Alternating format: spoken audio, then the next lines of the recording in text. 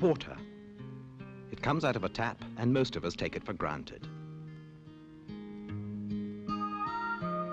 Yet 300 years ago, Edinburgh was one of the first cities in Europe to have a piped water supply. It all started in 1676, when spring water was collected from the nearby hills.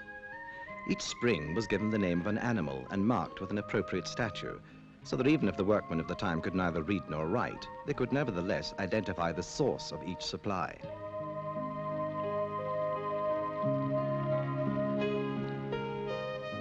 From here, the water was piped to the center of the city.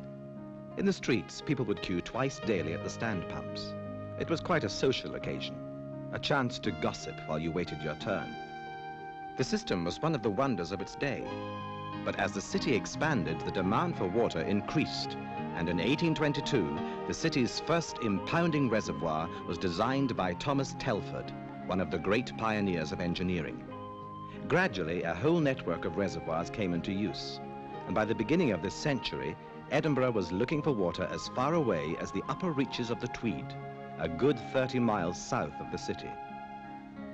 Tallow Reservoir was completed in 1905, and in the 1960s, the neighboring valley of Fruit was also dammed. Together, this system supplied 500,000 people with 44 million gallons of water a day. But even that wasn't enough, and it was estimated that by the turn of the century, they might need about 100 million gallons every day. So, it was decided to look for a suitable site for a new dam, another valley in the upper Tweed which could be flooded. An 18th century traveller described the Megget Valley as the most inhospitable, bleak and disagreeable corner of the Tweeddale, a view reinforced by the old name for the hill at the head of the valley, Died Fricold. Nevertheless, the valley has been farmed since the earliest times. Cramelt was first settled in the 12th century, and both James V and his daughter Mary, Queen of Scots, used the old tower house as a hunting lodge. Megget had its own one-teacher school. In 1967, it closed its doors for the last time, and the teacher retired. The children were aged 5 to 12, and average about 14 at a time in the one little schoolroom. And I knew the children even before they came to school. We all knew each other, and it was more like a family than a school. It was rather a scattered community, and they were all shepherds and farmers, because there's no industry here at all. And the families didn't seem to change. They're a very contented valley.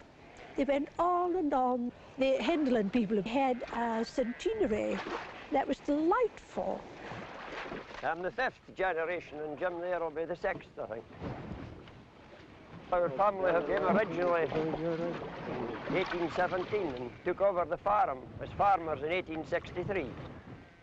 Then the news broke. Megget was to be flooded. I thought it was just the end of everything, really. It was a great blow, first of all, and then I began to think about it. And of course, from a selfish point of view, I was getting older, and I knew I would be retiring. And I began to think it'd be wonderful if Megget Valley can provide life for thousands of people. It'll be wonderful, and it'll be very beautiful. It's only the school that will have gone. It's just above our farm, you see. Just about a quarter of a mile above the boundary up there. I suppose it'll all look very nice when it's finished, but a bit of a problem the time the lorries and everything are going up. Possibly get some sheep killed on the road, I don't know. It's the spring of 1977. A single bulldozer provides a platform for a regional councillor to pose for the local press. Councillor Hanlon is chairman of the Lothian Region's Water and Drainage Committee. It's the beginning of a new road. The old road on the valley floor is doomed to go underwater, so a new one has to be constructed higher up the hillside.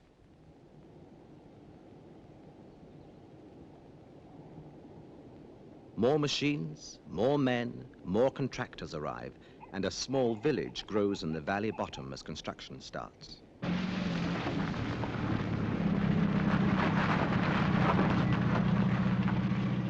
The man with the task of coordinating the project is the resident engineer, Douglas Gallagher. He's got 5 years to build the biggest dam in Scotland.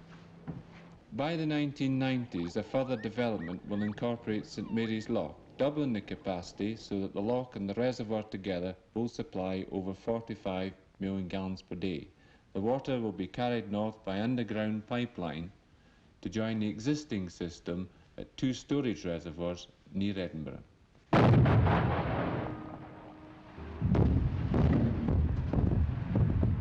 The first 5 miles of aqueduct has to be tunneled. 2 teams start from opposite sides of the hill to meet somewhere in the middle, laying a small railway which will carry the excavating machinery to the rock face. Over 100,000 tons of rock will have to be removed, and if all goes well, the 2 tunnels will meet up in 18 months' time.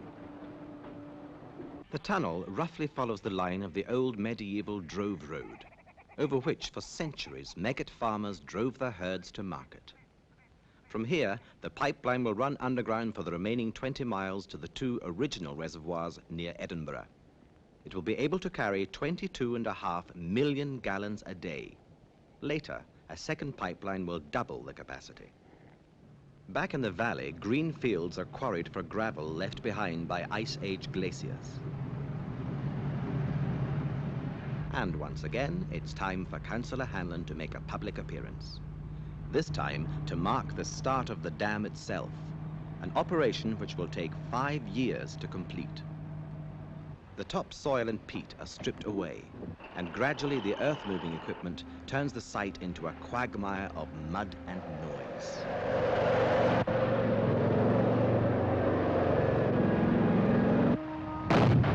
A trench is blasted across the valley floor to anchor the cut-off plug.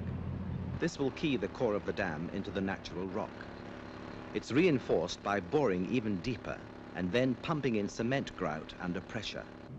This seals any natural fissures which may exist beneath the dam.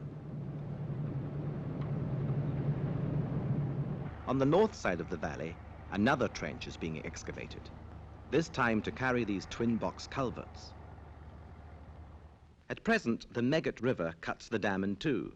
But once these culverts are complete, the river can be diverted through them and the dam built over the top. So the construction of the culverts is a top priority. Once the dam is complete, this river diversion can be sealed off and the twin box culverts will then become the overflow system for the reservoir. The water from the culverts will emerge on the downstream side of the dam and rejoin the original course of the river further down the valley.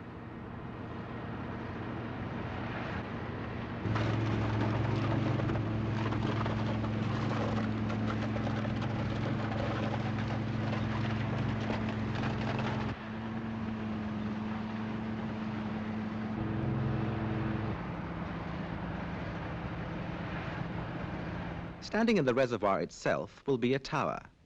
In fact, it will be a double tower, one tower inside the other. The gap between the towers is the overflow.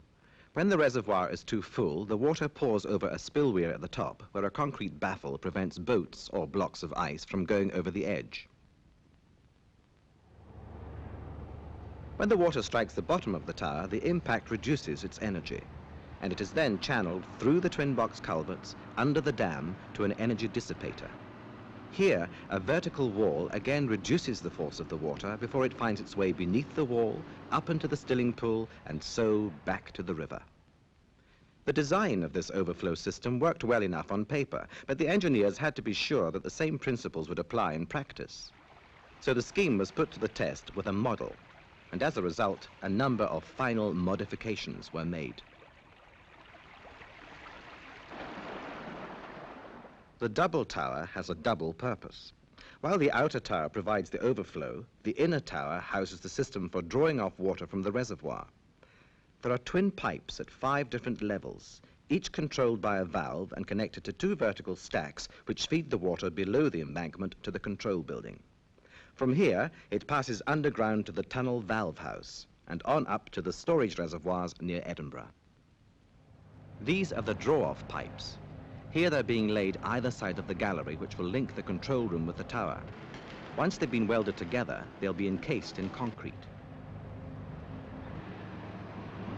It's spring '79 and the tunnel is well into the hillside.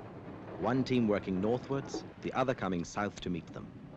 Day in, day out, the process follows the same cycle. The drill moves up to the face where it bores a meter a minute.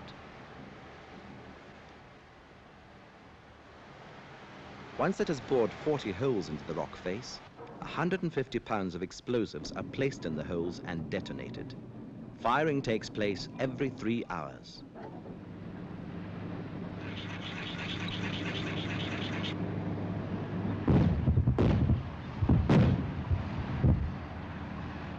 When the dust and fumes have settled, the men and machines move back in to clear the fallen rock. North of the tunnel, more than half the pipeline is already in the ground. Now they are on the last lap, connecting up the 2 reservoirs near Edinburgh. Within a few months, the scars in the countryside will have healed, and the pipeline will be visible only as a line on a map.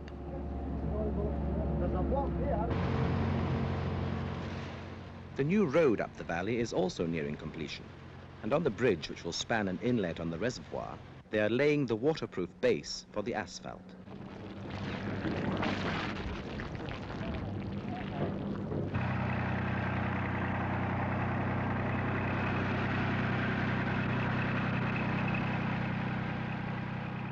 At the dam itself, work has started on the next stage, the construction of a control gallery which will run through the heart of the dam.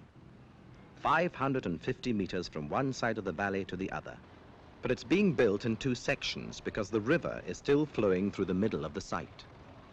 The time has come to divert it.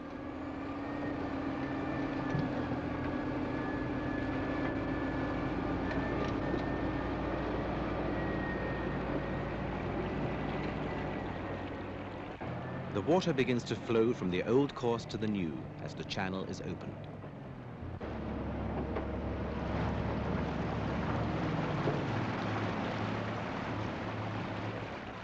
Slowly it advances towards the box culverts.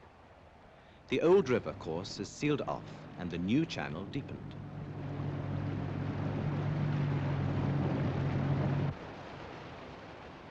Downstream for the first time, the muddy water pours into the energy dissipator, and from here on into the stilling pool. Up north, the final section of the pipeline is climbing the slope to the original reservoir built by Thomas Telford in the 1820s.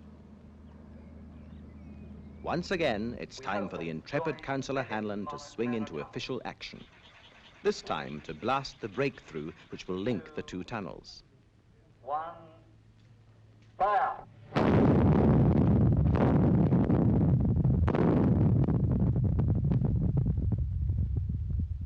Can you hear me?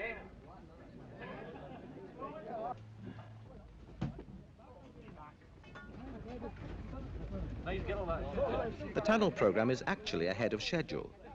In here, the weather doesn't matter. But outside, 1979 is building up to a harsh winter.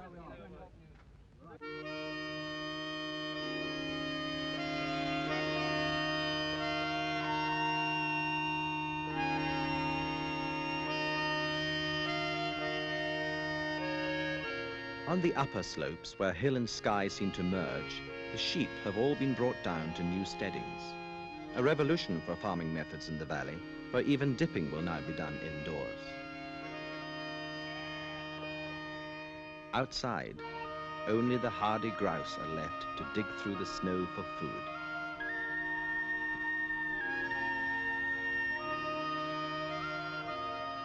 Of human life, there's no sign.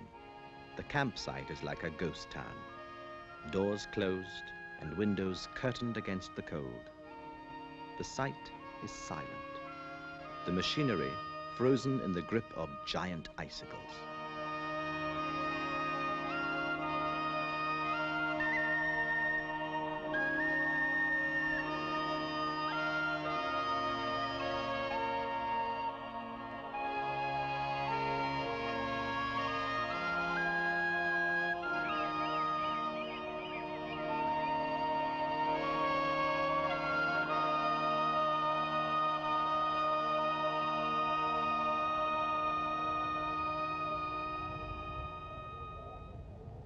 The only activity is in the warmth of the tunnel, where a laser sets the course of the concrete lining.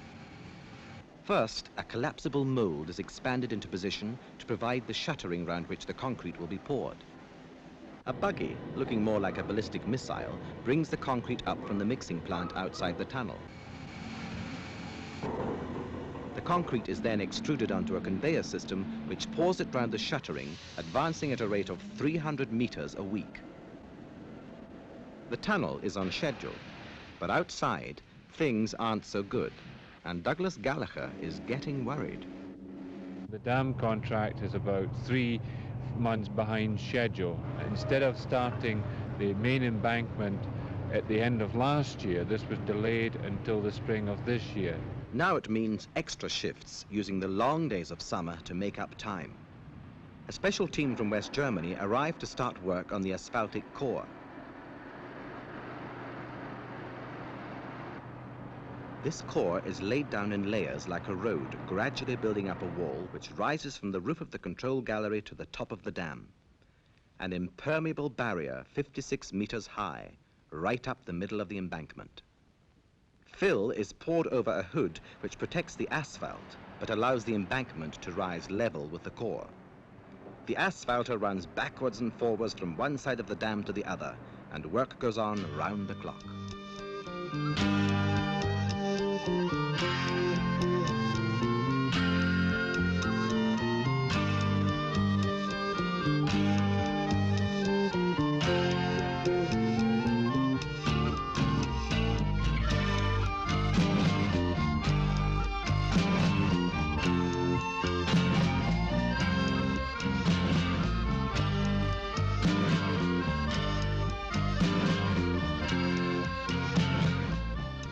As the months go by, the dam grows higher. On the upstream side, the embankment is protected by a facing of broken rock. On the upper level of the downstream face, a web of concrete blocks protects the topsoil from erosion by spray from the reservoir. Within a few months, this will be a grassy slope.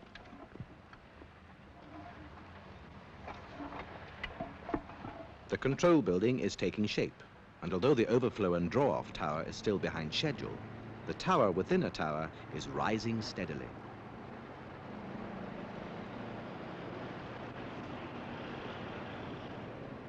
The embankment reaches its full height. The asphaltic core is finished and lies glistening in the sun. Over 2 million cubic meters of gravel have been taken from the valley floor to provide the fill for the embankment. The schoolhouse and the cottages are no more. Only the medieval walls of Cramelt Tower remain. Safe on the heights, wild goats look down on the changing shape of the valley. They're the descendants of domestic goats brought here with the court of Mary Queen of Scots. In her time, the burns of Megget were a famous source of gold. She employed over 400 miners here, many of them specially brought in from Germany. And her cousin Elizabeth of England was given a ring of Megget gold. Even today, the valley still has its gold pans. This gold I have in this tube here, I found a few weeks ago in a crevice just above me, which was about 12 inches long. The gold enters the stream from the hills which were worn away by glaciation. But the gold is so heavy, it sinks straight down onto bedrock. As it slides along, it comes across some form of obstruction and it lodges there. You open up the bedrock, a crowbar or a pick, and remove all the material from the bottom of the crevice till the bedrock is absolutely clean, because the gold rests right on the bottom. And then immerse it in water, shaking it, and once the material in the pan is thoroughly loosened with the water, the gold has sunk to the bottom and it rests in the bottom of the pan. And then in panning, the process is gradually to discard all the material from the top, working downwards, and it will then expose any gold that is left in the pan. It looks simple, but it takes a little bit of time to learn.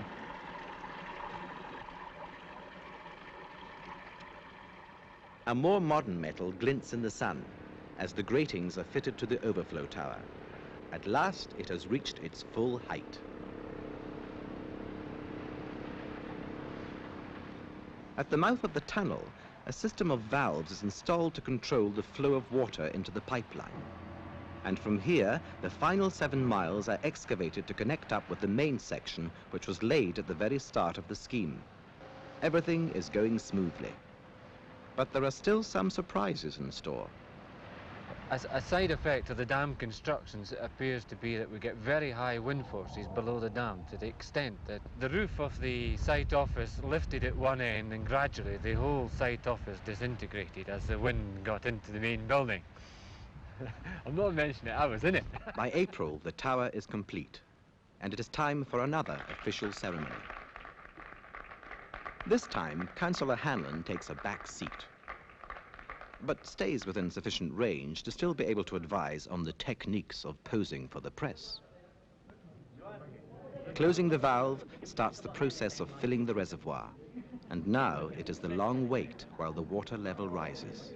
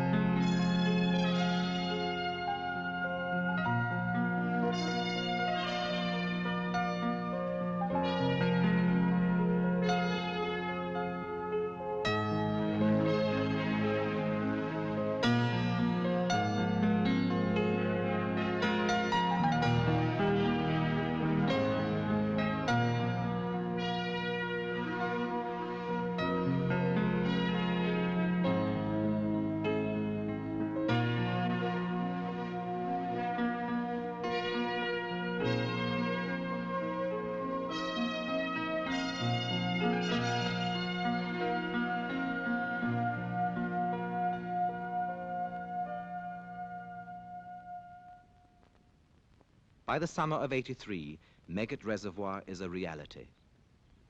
Beneath the embankment, the tunnels carry built-in gauges and inclinometers to check stress and seepage. This whole vast complex can be operated by a staff of only 2 men. It's a triumph of modern engineering. In 6 years, a remote border valley has been transformed into the biggest reservoir ever built in Scotland. But what has it meant to the people who have watched it happen? Douglas Gallagher. It's been a very good job. It's had its hiccups like any large job, but at the end of the day, here we are, 80% full and practically on programme. And what of those who remember the way the valley used to be? Well, it has altered the character of the valley completely. It's just a different valley now. So I remember he had, I think there were about maybe 15 families in the valley. And, you know, a shepherd's wives. But we've only got one, I think above the dam here, there's only one shepherd and a wife. The others are single men at the moment. The birds will come back. We'll have water birds here, and the deer will come back. We already saw one before I left. One had come over there. And I think it'd be lovely to leave it to the animals and the birds. Why not?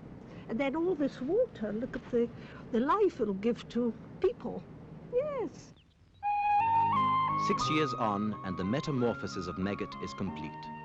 This bleak and inhospitable corner of Tweeddale, with its population of sheep and shepherds, has been transformed into a different valley, providing new life for the region.